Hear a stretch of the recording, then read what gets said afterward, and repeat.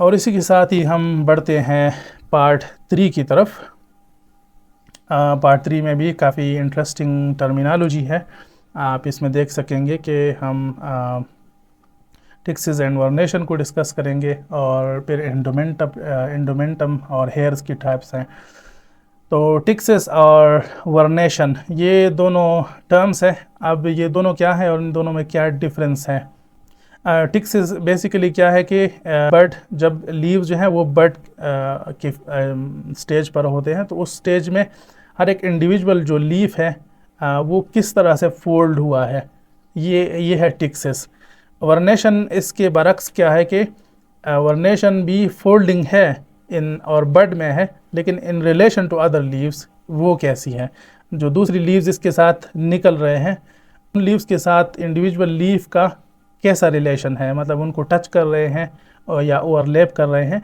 तो टिक्सेस और वर्नेशन की बेस पर भी काफ़ी सारे हमारे पास अक़साम है। एटलीस्ट 9 तो यहाँ पर मैंने लिखे हुए हैं कि 9 अक़साम है हमारे पास। तो इसमें पहली जो किस्म है वो है एम्ब्रिकेट। एम्ब्रिकेट ये होता है कि जो आपके पास लीव्स होते हैं बड के स्टेज में, तो उनके मार्जिन्स जो है एक दूसरे को ऐसे ओवरलैप कर रहे होते हैं, ऐसे ओवरलैपिंग मार्जिन्स वाले, इनको कहते हैं एम्ब्रिकेट लीव्स। वेलवेट दूसरी किस्म है, और वेलवेट में ये होता है कि जो दोनों मार्जिन्स होते हैं वो एक दूसरे को ऐसे सिर्फ टच कर रहे होते हैं और एक दूसरे को ओवरलैप नहीं करते, ये वेलवेट है। अब कंडुप्लिकेट जो है ये इंडिविजुअल लीफ पर अप्लाई होगा। कंडुप्लिकेट ये होता है कि this is for example lamina, और लेमिना ये सपोज इसका जो मिडल पॉइंट है दिस इज़ मिड रिब, तो मिड रिब से ये जो दोनों इसके साइड्स हैं, मिड रिब से राइट और लेफ़्ट दोनों, ये ऐसे एक दूसरे को फेस कर रहे होते हैं, ऐसे एक दूसरे को फेस कर रहे होते हैं पार्शली। तो ये थोड़े से क्या होंगे कंडुप्लिकेट में कि ये लेंथ वाइज थोड़े से फोल्डेड होंगे। और इसी के बिल्कुल बरअक्स एक रीडुप्लिकेट है कि मिड रिब से जो दूरी पर या जो इसका अपोजिट साइड होता है, या एबेक्सियल सरफेस आप कह सकते हैं कि एबेक्सियल सरफेस है, तो उसके जो दोनों अतराफ है राइट और लेफ़्ट, दोनों एक दूसरे को पीछे से फेस कर रहे होते हैं पार्शली। दिस इज़ रीडुप्लिकेट, ठीक है, आउटवर्ड डायरेक्शन में एक दूसरे को फेस कर रहे होते हैं। अब कन्वोल्यूट क्या है। कन्वोल्यूट में ये होता है कि लीफ का जो एक साइड है, सपोज़ कि राइट साइड जो है वो लेफ़्ट साइड को ओवरलैप कर रहा होता है, ठीक है, इसको कहते हैं कन्वोल्यूट। फिर है हमारे पास प्लाइकेट। तो प्लाइकेट में ये होता है कि एक जिग जैग शक्ल बनाते हैं, जिस तरह लिविस्टोनिया चाइनेंसिस या इस तरह के जो पत्ते हैं जिसमें जो टेक्सचर है उनका या वर्नेशन है वो कैसा होता है कि ये जिग जैग एक शक्ल बनाते हैं, उसके ऊपर बाकायदा नशीब फराज किस्म के ऐसे बने होते हैं। अच्छा, एक होता है revolute, a leaf rolled backward from edges towards the midrib.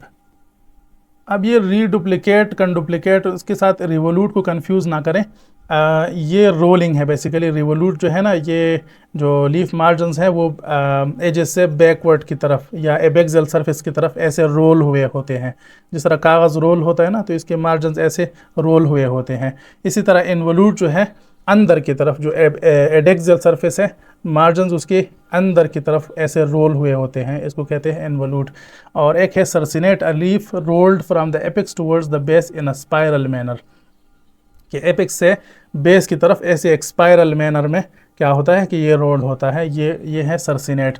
अब यहाँ पर फिगर और टेक्स्ट दोनों नहीं आ सकते थे, तो नेक्स्ट स्लाइड पे मैंने ये सारे जो फिगर्स हैं ये रखे हुए हैं कि कंडुप्लिकेट आप यूँ समझे कि ये कंडुप्लिकेट लीफ है, दिस इज़ द बेस, और जो एडेक्सियल सरफेस है उस पे ये लॉन्गिट्यूडिनली एक दूसरे को फेस कर रहे होते हैं इसके दोनों अतराफ। और रीडुप्लिकेट में ये है कि इसका जो एबेक्सियल सरफेस है उस पर एक दूसरे को ये फेस करते हैं ऐसे फॉर्म में। कन्वोल्यूट में जिस तरह मैंने कहा कि this is for example the central axis, ये एक मार्जिन है और ये दूसरा मार्जिन है, तो एक मार्जिन दूसरे मार्जिन को यहाँ पर ओवरलैप कर रहा है। ये नीचे वाला मार्जिन है, ये ऊपर वाला मार्जिन है, तो एक ने दूसरे को ओवरलैप किया हुआ है। और प्लाइकेट में जिस तरह मैंने कहा कि एक जिग-जैग शक्ल नज़र आती है, इसको अगर आप इसका सेक्शन ले लें तो आपको ये जिग-जैग नज़र आएगा। रिवोल्यूट और इनवोल्यूट दोनों के बिल्कुल अपोजिट टर्म्स हैं। ये फॉर एग्जांपल सेंट्रल एक्सिस है और ये लीफ का जो मार्जिन है ये आउटवर्ड्स या जो डाउनवर्ड डायरेक्शन है, जो एबेक्सियल सरफेस होता है उस पर ये ऐसे कर्ल्ड होते हैं दोनों मार्जिन्स। और इसके बिल्कुल बरक्स जो इनवोल्यूट है उसमें अंदर की तरफ या एडेक्सियल सरफेस की तरफ जो लीफ मार्जिन्स हैं वो ऐसे कर्ल्ड होते हैं। सर्सिनेट जिस तरह मैंने कहा कि एपिक्स से लेकर, this is for example apex and this is the base, और एपिक्स से लेकर बेस की तरफ ऐसे जिग जैग मैनर में क्या है कि होती है कर्लिंग, तो इसको कहते हैं सर्सिनेट लीव्स। अब आते हैं एक और इम्पोर्टेंट एस्पेक्ट की तरफ, ये है एंडोमेंटम। एंडोमेंटम बेसिकली क्या है, ये कवरिंग है हेयर्स की, कि जो पत्ते हैं उनके ऊपर हेयर्स की कवरिंग कैसी है, वो टच करने में कैसे लगते हैं, वो दिखने में कैसे लगते हैं। तो एंजियोस्पर्म्स में ख़ास तौर पर और ख़ास तौर पर डाइकॉट्स में इस तरह की कैरेक्टराइजेशन काफ़ी ज़्यादा है और इनकी टेक्सोनॉमिकली इम्पोर्टेंस भी ज़्यादा है, लेकिन ये स्टडी करने में भी थोड़े से मुश्किल होते हैं। और ये बात याद रखनी चाहिए कि इनको स्टडी करने के लिए आपको माइक्रोस्कोप की ज़रूरत पड़ती है। तो फंडामेंटली तो इसके 3 अक़साम है फंडामेंटली अगर देखा जाए। एक है ग्लेब्रस। ग्लेब्रस वो सरफेसेस हैं लीव्स के जिन पर बिल्कुल भी कोई हेयर्स मौजूद नहीं होते, वो हेयर्स से डिवॉइड होते हैं। दूसरे नंबर पर है प्यूबिसेंट। प्यूबिसेंट एक जनरल टर्म है और इसमें कोई भी हेयर टाइप आ सकता है। जो भी हेयर टाइप मौजूद हो लीफ के सरफेस के ऊपर तो उसको जनरली प्यूबिसेंट कहा जाएगा। अब लीफ पे वो हेयर टाइप फिर क्या है, उसकी क्लासिफिकेशन क्या है, वो फिर नेक्स्ट बात है, लेकिन सरफेस जो है वो जनरली उसको प्यूबिसेंट कहा जाएगा। एक है फिर ग्लॉकस। ग्लॉकस में ये है कि सरफेस पे हेयर्स वगैरह होते हैं या नहीं होते, लेकिन सरफेस वैक्सी होता है और कभी कभी वो शाइनी भी नज़र आता है।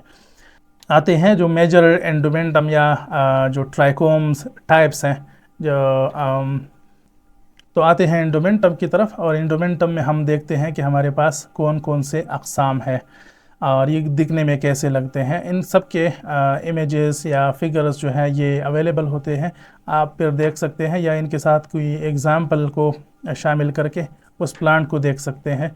अब जो इसमें पहली किस्म है वो एरेक्नॉइड। एरेक्नॉइड जो है वो कॉबवेबी अपीयरेंस रखता है, मतलब ये जो कॉबवेब होता है मकड़ी का जाला जो होता है उसकी तरह इसकी अपीयरेंस होती है। दूसरे नंबर पर है हमारे पास कैनेसेंट। तो ये जो कैनेसेंट हेयर है ये क्या होते हैं, ये ग्रे होते हैं, मतलब दूर से ये ग्रे नज़र आते हैं, डेंस होते हैं और ये हेयर्स जो हैं ये ज़्यादा लंबे नहीं होते, ये शॉर्ट हेयर्स होते हैं। जिस तरह विंसिटॉक्सिकम कैनेसेंस ये एक प्लांट है, तो वो इस बेस पर ये नाम रखा गया है। देन हरसूट, इसकी example Tylophora hirsuta for example, long hairs होते हैं, स्टिफ होते हैं, मतलब सख्त होते हैं और ये ब्रिसली होते हैं। जिस तरह ब्रिसल्स होते हैं ना, ब्रिसल्स जो है वो हेयर से ज़रा ज़्यादा स्टिफ होते हैं। तो टाइलोफोरा हिरसूटा इसकी एग्जांपल है। देन लेनेट जो है, साल्विया लेनेटा फॉर एग्जांपल, ये वूली होते हैं, वूल की तरह होते हैं, लॉन्ग होते हैं, इंटरट्वाइंड होते हैं और समवट मैटेड होते हैं। ठीक है। फिर है हमारे पास एक पाइलोज। पाइलोज ये है कि ये स्कैटर्ड होते हैं और लंबे होते हैं, लंबे हेयर्स होते हैं लेकिन स्कैटर्ड होते हैं, ज़रा दूरी पर होते हैं। और इसकी एक ख़ास बात ये भी है कि ये सॉफ्ट होते हैं, ये सख्त नहीं होते। प्यूबेरुलेंट जो है ये अमूमन प्यूबिसेंट के साथ एक सब कैटेगरी के तौर पर लिखा जाता है, लेकिन आई थिंक कि इसकी जो कैटेगरी है that is pretty much different. और प्यूबेरुलेंट जो है ये माइन्यूट हेयर्स होते हैं, छोटे छोटे, आई मीन ये बहुत छोटे छोटे हेयर होते हैं और शार्ट होते हैं लंबाई में। देन है स्केब्रस। स्केब्रस जो है ये क्या है कि ये रफ़ हेयर्स होते हैं, तो उसकी वजह से जो लीफ का सरफेस है वो रफ़ नज़र आता है। सीरीशियस जो है ये सिल्की हेयर होते हैं और यूजुअली लंबे होते हैं, थिन होते हैं और एप्रेस्ड होते हैं, मतलब ये ऐसे लेटे हुए होते हैं, एप्रेस्ड। ठीक है। इसमें आखिरी किस्म है स्ट्राइगोज और इसकी एग्जांपल हेलियोट्रापियम स्ट्राइगोजम। अगर ये प्लांट आप लोगों ने देखा हुआ है तो इसके ऊपर स्टिफ हेयर्स होते हैं और तमाम के तमाम जो है वो एक डायरेक्शन में पॉइंट करते हैं। इनके अलावा फिर वेल्यूटिनस है जो कि वेलवेटी होते हैं। वेलवेटी मतलब यह कि वो स्मूथ और सॉफ्ट होते हैं। इसमें जो हमारे पास आखिरी किस्म है वो विलस की है। और विलस किस तरह के हेयर्स होते हैं? लॉन्ग होते हैं, फाइन होते हैं और सॉफ्ट होते हैं। तो आप देख सकते हैं कि इन लीफ हेयर्स में काफ़ी सारी सिमिलैरिटीज़ हैं, कुछ लंबे, कुछ छोटे, कुछ सॉफ्ट, कुछ ब्रिसली, रफ और इस तरह। तो ये थोड़ा सा कंफ्यूजिंग एक कॉन्सेप्ट है, लेकिन जब आपके पास इस तरह का क्लासिफिकेशन मौजूद हो, ये टर्मिनोलॉजी आपके पास हो हेयर्स की, और आपके पास माइक्रोस्कोप हो, आई मीन डाइसेक्टिंग माइक्रोस्कोप, तो आप इजीली हेयर की जो टाइप्स हैं वो मालूम कर सकते हैं, क्योंकि जो मेजर हेयर टाइप्स हैं वो यही है। इनके अलावा कोई शाज़ व नादिर ही कोई होगा। और मेजर जो तमाम प्लांट्स में नज़र आते हैं वो इसी तरह होते हैं। इनमें फिर सब कैटेगरीज भी बना सकते हैं। मिसाल के तौर पर केनेसेंट जो है वो अगर डेंसिटी में थोड़े से कम है या इस तरह से कोई मॉडिफिकेशन है तो उसके साथ फिर सब लिख सकते हैं, तो सब केनेसेंट बन जाएगा। ठीक है, तो आगे चलते हैं। अब तो ये तो एंडोमेंटम था। एंडोमेंटम ओवरऑल जो हेयर्स की कवरिंग होती है लीव्स के ऊपर, एंडोमेंटम उसको कहते हैं। लेकिन अब आते हैं हम ट्राइकोम्स की तरफ कि हेयर्स के बेसिकली टाइप्स कौन कौन से हैं। ट्राइकोम्स भी हम इनको कहते हैं, हेयर्स भी कहते हैं। तो ट्राइकोम्स की बेसिकली टाइप्स कौन से हैं? तो पहले उसके लिए क्राइटेरिया समझ लें कि क्राइटेरिया क्या है, किस बेस पर हम कहते हैं कि ये टाइप की लीव्स हैं, हेयर्स हैं। क्राइटेरिया बेसिकली सेलुलर ऑर्गेनाइजेशन है कि जो हेयर है क्या वो एक सेल पर मुश्तमिल है या एक से ज़्यादा सेल्स पर मुश्तमिल है। क्या जो हेयर है वो ग्लैंडुलर है या फिर नॉन ग्लैंडुलर है। और क्या वो हेयर्स जो है वो सिंगली निकल रहे हैं, एक एक हेयर निकल रहा है, या फिर वो ग्रुप्स में निकल रहे हैं। तो ये सेलुलर ऑर्गेनाइजेशन है। दूसरे नंबर पर हमारे पास शेप है उनकी। और शेप में बेसिक चीज़ जो है वो ब्रांचिंग है कि हेयर्स जो है वो ब्रांच्ड है या सादा है। दूसरा स्टेलेट स्टार शेप्ड हेयर्स, और फिर हमारे पास एक टी शेप्ड लीव हेयर्स भी होते हैं। दूसरे नंबर पर है शेप ऑफ दी हेयर्स कि ये ब्रांच्ड है, ब्रांच्ड को डेंड्रिटिक भी कहते हैं, या फिर स्टार शेप्ड हैं उनको स्टिलेट कहते हैं, या टी शेप्ड हैं। तीसरा क्राइटेरिया है हेड और एपेक्स का कि हेड और एपेक्स उसका अपीयरेंस कैसा है, उसकी मॉर्फोलॉजी कैसी है। उसमें राउंड और फ्लैट दो किस्म है। और फिर हमारे पास सीरीज़ ऑफ सेल्स हैं कि क्या जो सेल्स हैं हेयर्स के वो एक सीरीज़ में है या दो सीरीज़ में है या दो से ज़्यादा सीरीज़ में है। सीरीज़ का यहाँ पे मतलब है रोज़ कि कितने रोज़ पर मुश्तमिल है। तो यूनिसीरिएट का मतलब है कि एक रो है, बाईसीरिएट का मतलब है कि 2 रोज़ पर मुश्तमिल है हेयर, और मल्टीसीरिएट का मतलब है कि ये 3 या फिर उससे ज़्यादा सीरीज़ पर मुश्तमिल है। कुछ प्लांट्स में एक से ज़्यादा ट्राइकोम टाइप्स भी पाए जा सकते हैं, इवन एक लीफ के ऊपर भी। सो एक्सेप्शनल केसेस में इस तरह भी होता है। और ग्लैंडुलर और नॉन ग्लैंडुलर भी अमूमन दोनों अक़साम अक्सर एक लीफ के ऊपर पाए जाते हैं। मैं आपको फ़िगर से यहाँ पे समझा देता हूँ। फ़िगर्स इसके लिए बहुत अच्छे बने हुए हैं, बहुत आसानी से ये समझ में आने वाली फ़िगर्स हैं। यहाँ पर आप देख सकते हैं कि लीव जो है ये यूनिसेलुलर है, मतलब इनमें यहाँ पे कोई भी डिवीज़न नहीं है। ठीक है, तो दीज आर यूनिसेलुलर लीव्स, एक ही सेल पर मुश्तमिल है शुरू से लेकर आखिर तक, कोई भी इनका फर्दर सेल नहीं है। मल्टी सेलुलर सेलिएट, ये जो हेयर है ये यूनिसीरिएट है, मतलब ये एक ही सीरीज़ के सेल्स हैं लेकिन मल्टीपल है। ठीक है, मल्टीपल है, मल्टीपल सेल्स हैं, मल्टी सेलुलर हो गया और यूनिसीरिएट है। अब यहाँ पर भी मल्टीपल सेल्स हैं लेकिन ये है कि सीरीज़ 1 और सीरीज़ 2, तो ये बाईसीरिएट हो गया। यहाँ पर मल्टीपल लीव्स हैं, हेयर मल्टी सेलुलर है लेकिन सीरीज़ में 1, 2 और यहाँ पे 3, 4 और 5 और इवन 6 सीरीज़, बेस में 6 है, फिर आखिर में कम होते जाते हैं और आखिर में ये 3 सीरीज़ रह जाते हैं। तो मल्टी सेलुलर मल्टीसीरिएट। अच्छा, फिर हमारे पास ग्लैंड हेडेड, मतलब इनका जो हेड होगा हेयर का वो ग्लैंडुलर होगा, और ग्लैंड जो है ये बायोकेमिकल्स प्रोड्यूस करते हैं। और ये इसका जो स्टॉक है, ये जो इसका बेस है वो क्या है, एक सेल पर मुश्तमिल है। तो एक सेल का हेड और एक सेल का स्टॉक। तो यहाँ पर क्या है कि नियरली सिसाइल या इसको नियरली सिसाइल की बजाय इसको अगर सब सिसाइल कहा जाए तो गलत नहीं होगा। और इसका जो ग्लैंड हेड है वो 2 सेल्स पर मुश्तमिल है। अच्छा, आगे है हमारे पास ग्लैंड हेड। ग्लैंड हेड जो है वो 2 सीरीज़ में है, मल्टी सेलुलर है, और जबकि इसका जो स्टॉक है वो भी 2 सीरीज़ में है, बाइसीरिएट है और मल्टी सेलुलर है। यहाँ पर कैसा है, ग्लैंड हेड एक सेल का बना हुआ है और सीरिएट इसका स्टॉक है। यहाँ पे बाइसीरिएट स्टॉक और जो मल्टी सेलुलर इसका हेड है और वो भी ग्लैंडुलर है। यहाँ पर ग्लैंडुलर हेड है, मल्टी सेलुलर है और मल्टी सीरिएट इसका क्या है, ये इसका स्टॉक है। यहाँ पे क्या है कि बेसल जो सेल्स हैं वो मॉडिफाइड हैं थोड़े से, जबकि जो हेयर्स हैं वो यूनिसेरिएट है और मल्टी सेलुलर हैं। यहाँ पर हेयर्स तो यूनिसेलुलर हैं, लेकिन ये क्या है कि बहुत सारे जो हेयर्स हैं वो एक ही पॉइंट से निकल रहे हैं, तो इसको क्या कहेंगे, हेयर क्लस्टर्स कहेंगे या इनको टफ्ट्स कहेंगे। और स्टिलेट जो है एज़ यू नो कि ये स्टार शेप्ड होते हैं। फैमिली मालवेसी में अमूमन ये पाए जाते हैं, स्टार शेप्ड जो ट्राइकोम्स हैं। और ये एक ख़ास किस्म है कि स्टार शेप इसका जो हेड है और जो इसका स्टॉक है वो क्या है, बाइसीरिएट मल्टी सेलुलर है। इनके अलावा माइनर कुछ टाइप्स हैं, जिस तरह ये टी शेप्ड एक ट्राइकोम है, इसका बाकायदा स्टॉक है और ये जो हॉरिजॉन्टल इसका हेड है, तो बाकायदा ये है यूनिसेलुलर लेकिन ये टी शेप्ड है। इसी तरह यूनिसेलुलर वाई शेप्ड हेयर ये है। इसी तरह शॉर्ट ब्रांचेस के साथ और ये फिर लॉन्ग ब्रांचेस के साथ कह सकते हैं आप इसको डेंड्रिटिक टाइप। ठीक है, ये ब्रांचेस हैं इसको डेंड्रिटिक कहेंगे।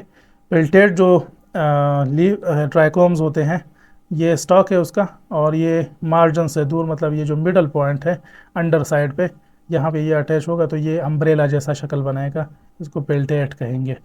और यहाँ पे ये सेसाइल एक मल्टी सेलुलर लीफ है, इसका कोई स्टॉक नहीं है। यहाँ पर आखिरी हमारे पास एक टॉपिक है, इसको कहते हैं डोमेशिया। ये भी लीव्स के कैरेक्टर्स हैं। अमूमी तौर पर आप लोगों ने कम ही सुने होंगे ये टर्म्स। और ये छोटे छोटे गर होते हैं, जिस तरह मैंने यहाँ पे बनाया हुआ है ना, ये छोटे छोटे गर होते हैं, सुराख होते हैं। तो इनमें क्या है कि लीव्स पे ये पाए जाते हैं और इनमें डिफरेंट ऑर्गेनिजम्स ग्रो करते हैं। डिफरेंट ऑर्गेनिजम्स अपने लाइफ साइकिल्स पूरे करते हैं। और ऑर्गेनिजम्स में जो आर्थ्रोपोड्स है वो सबसे ज़्यादा जो इनके साथ एक सिम्बायोटिक रिलेशनशिप बनाते हैं। अब आप कहेंगे कि ये तो पैरासिटिक होंगे या फिर पैथोजेनिक होंगे, लेकिन एक्चुअली इस तरह की जो एसोसिएशंस हैं वो सिम्बायोटिक है। और हर्बीवोरी को डेटर करने के लिए, हर्बीवोर्स को भगाने के लिए प्लांट्स में ये कैरेक्टर पाए जाते हैं कि वो सिम्बायोटिक एसोसिएशन बनाते हैं ऐसे डिफरेंट आर्थ्रोपोड्स के साथ, जिस तरह एंट्स हैं, चूंटियाँ और माइट्स हैं, तो उनके साथ एसोसिएशन बनाते हैं। तो उनको क्या फ़ायदा होता है, उनको फ़ायदा ये होता है कि उनको एक घर मिल जाता है और थोड़ी बहुत न्यूट्रिशन भी मिल जाती है प्लांट से। जो डोमेशिया होते हैं, जो एंट के डोमेशिया होते हैं वो पाउच लाइक होते हैं और जो लीफ ब्लेड होता है उसके बिल्कुल बेस पर मौजूद होते हैं, जबकि माइट के जो डोमेशिया हैं वो बाउल लाइक होते हैं और वो वल्केनो शेप्ड होते हैं, स्मॉलर होते हैं साइज़ में। और ये है कि ये जिस तरह बना हुआ है, ये वेन्स के जो जंक्शंस होते हैं, ये टिपिकल जो माइट का डोमेशिया है ये वो है। ठीक है, तो thank you so much for watching this video. बहुत ही इंटरेस्टिंग लीफ की टर्मिनोलॉजी है, वो मैंने कोशिश की कि आपको समझा दूँ। और यह है कि इसमें शायद कोई छोटे मोटे टर्म्स रह गए हों, लेकिन वो डेफिनेटली टाइम के साथ साथ कवर हो सकते हैं। जब हम आगे बढ़ेंगे इस कोर्स में तो वो आप लोग इंशाल्लाह कवर करेंगे। इसमें अगर कोई कन्फ्यूजन हो, किसी जगह आपको समझ ना आई हो, तो आप लोग कमेंट कर सकते हैं, इवन ईमेल भी कर सकते हैं।